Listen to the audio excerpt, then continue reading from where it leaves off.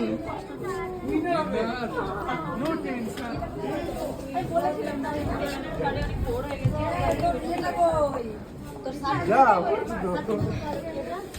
হয়েছে অজয় এই সার্টিফিকেট গুলো পাওনি অসুবিধা নেই বলেছিলাম হবে। তো হে গাইস, আশা করছি তোমরা সবাই খুব ভালো আছো আর আমি তো ভালো আছি।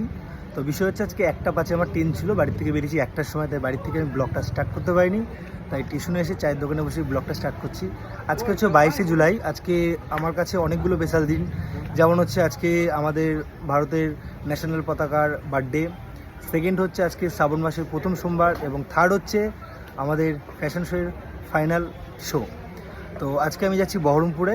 তো বহরমপুরের সমস্ত আপডেটই তোমাদেরকে দেবো, তোমরা রেডি থেকো এবং ব্লগটা পুরোটা দেখো, আশা করি ভালো লাগবে। তো চলো যেতে যেতে পুরো ভিডিওটা স্টার্ট করা যাক। টাটা।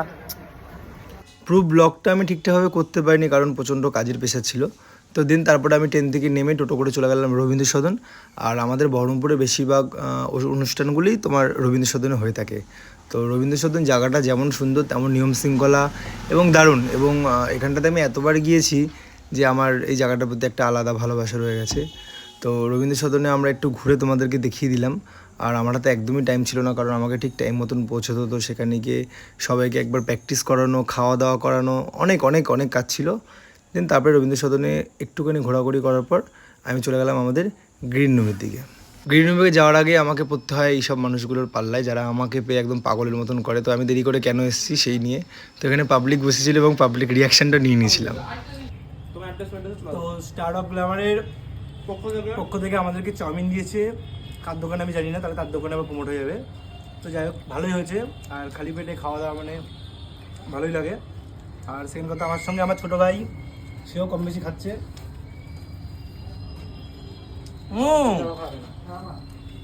চাউমিন খায় না বদমাস, ডিম দিয়ে খাবে।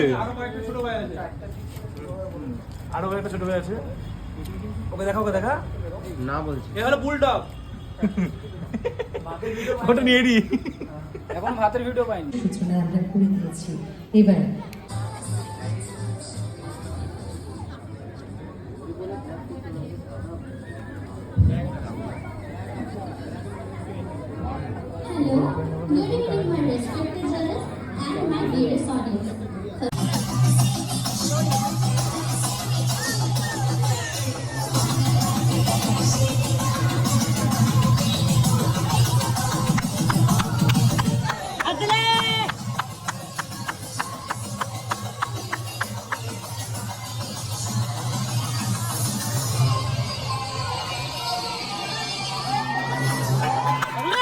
আমাদের শো স্টার্ট হয়ে গেছে। ফিমেল মেলদের ফার্স্ট রাউন্ড হয়ে গেছে, এবং তারপরে আমি এসেছিলাম একটু রেডি হতে। তো রেডি হতে এসেও আমি ঠিকঠাক রেডি হতে পারছিলাম না, এখান দিয়ে রাখছে ওখান দিয়ে রাখছে।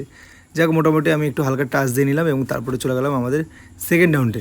সেকেন্ড রাউন্ড আমাদের প্রায় কমপ্লিট, এবং সেকেন্ড রাউন্ড কমপ্লিট করতে করতে যাদের যাদের বরণ করা বাকি ছিল তাদেরকে বরণ করে নেওয়া হলো। আর সবথেকে বিষয় হচ্ছে আমাদের শোয়ের মাঝখানে একটুখানি সময় নিয়ে গন্ডগোল হয়ে গেছিলো।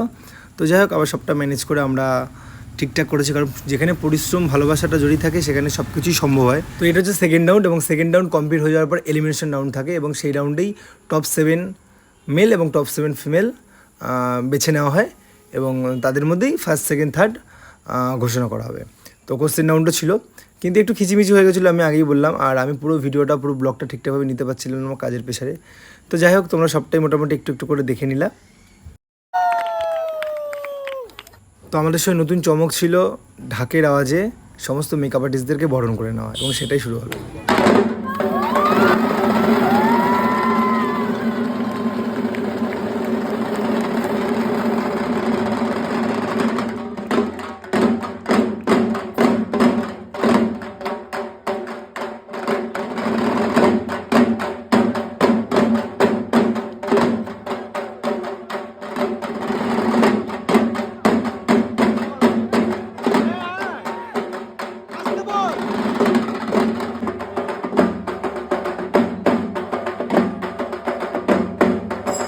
স্টার অফ গ্ল্যামার সিজন 3 আজকে শো ফাইনাল।